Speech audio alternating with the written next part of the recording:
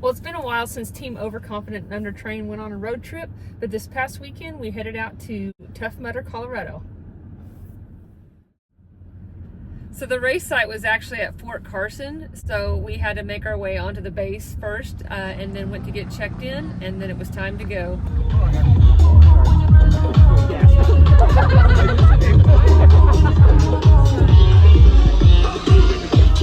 So we get started, everybody's excited, and then you get to a point where it narrows down to a really small point pretty close to the beginning. But hey, I'm not going to complain after, the point 2, I was ready for a walk.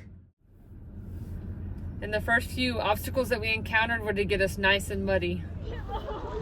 I think y'all need to get lower. Woo, yeah.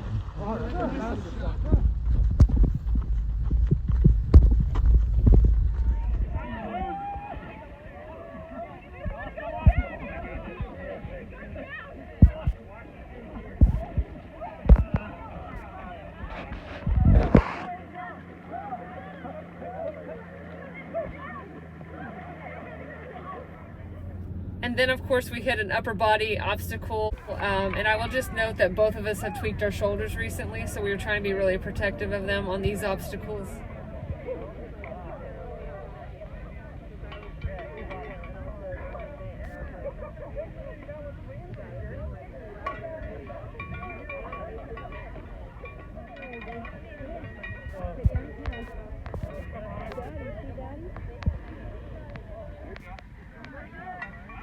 Just for the record, this was not a muddy obstacle, maybe a wet obstacle, and honestly, Jamie stopped twice. This is the most difficult obstacle. This next obstacle is called Electric Eel, and quite honestly, we probably wouldn't have done it if Julie had not been there recording. It was a little bit of peer pressure. Yeah, if you've seen our previous video about our last Tough Mudder, we walked around this obstacle, so it was definitely peer pressure.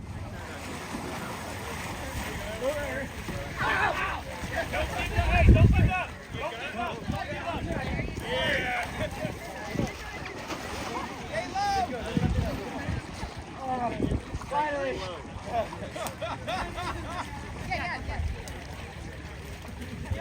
Real low. See how low? Hey, see how low it is? You ain't even being touched.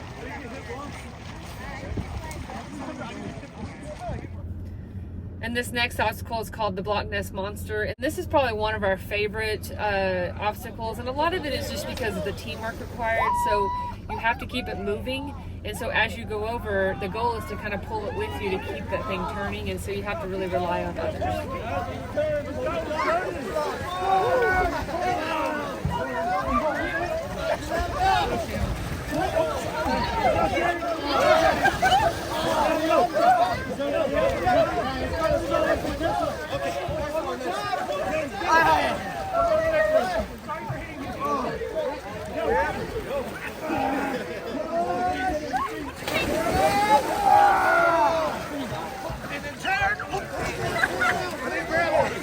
This obstacle is another one of our favorites. It's called Mud Mile, and probably for the same reasons. It does really require your teammates and actually other people around you to get you up and over.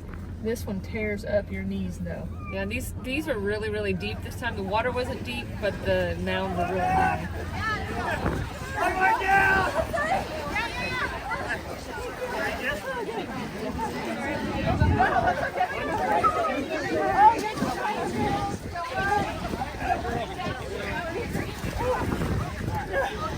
Julie walked the spectator route and found us several times along the course and was able to get some good video and pictures.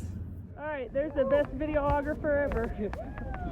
This obstacle is called Crybaby. Just imagine Vic's baby. And they had the hero carry obstacle again on this course, and Jennifer had to carry me. I did not reciprocate when we were supposed to change.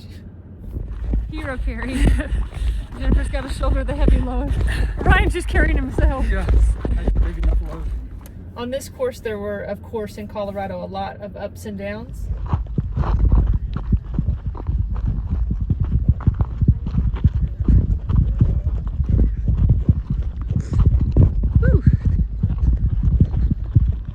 But on this specific one, we actually had to carry a sandbag up and down. Right. Can you set it up?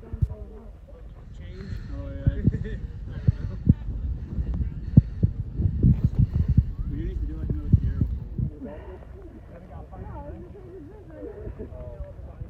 And next up was the Funky Monkey, and this one's always been challenging for us. It's especially challenging because you kind of start up on an upward incline, so you really have to get your momentum going.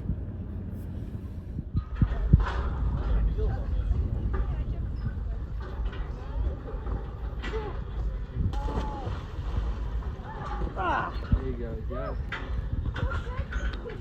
Climb of shame. You're doing the climb of shame. Gotcha. Beach it out. Beach well.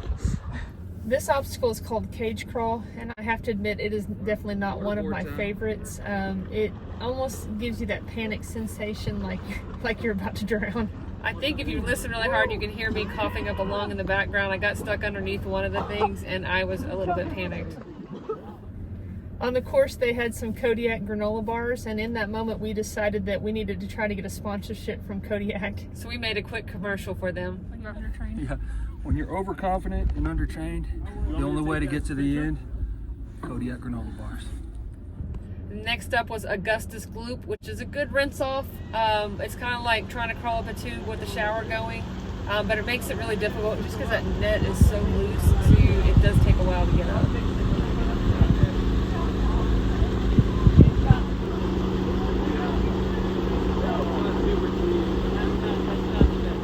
And like we mentioned, a lot of climbing. We had probably about 5 major uphills, up mountains. Well, we made it to the top. And unfortunately, I don't think there's a slip and slide to get back down. This obstacle is called Pyramid Scheme. And typically you kind of get on each other's shoulders to make it to the top and then pull each other up. But this one was drier than normal, so we each kind of found our own way to make it to the top. And it may or may not have been the most efficient way, but we did get there.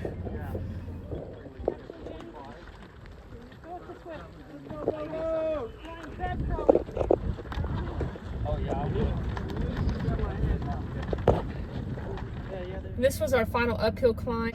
At the very top was the obstacle mudder course. Julie was also waiting up at the top, and she said you could see nearly the whole course, and we just looked like little ants out there. And thanks to our bright orange shirts, she was able to spot us.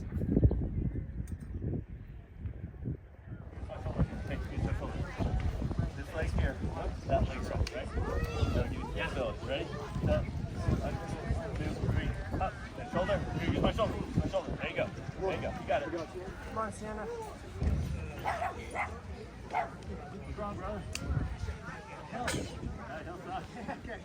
I'm feeling a little sick, so I'm taking the wiener way out. And here they are. No, I haven't fallen. I told you it was pretty hot. And then the next to last obstacle was Everest, and our strategy is get close enough to the top, have someone help pull you up, and then shamu yourself over the top.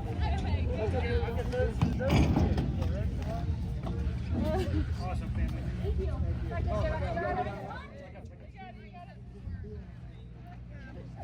Sorry, dude.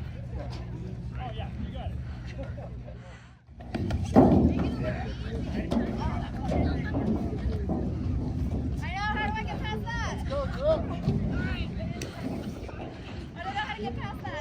In every Tough Mudder, the last event is called electroshock therapy. We have not done this in several years because we really had nothing to prove, but of course we had a videographer, so we felt a little peer pressure. Oh, you got it! Ah!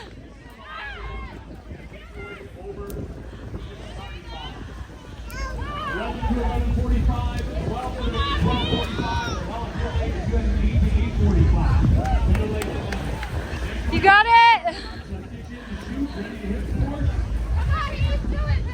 Rest of you, let's get ready to party on the main stage. 6 minutes away from our first challenge of the afternoon. Woo!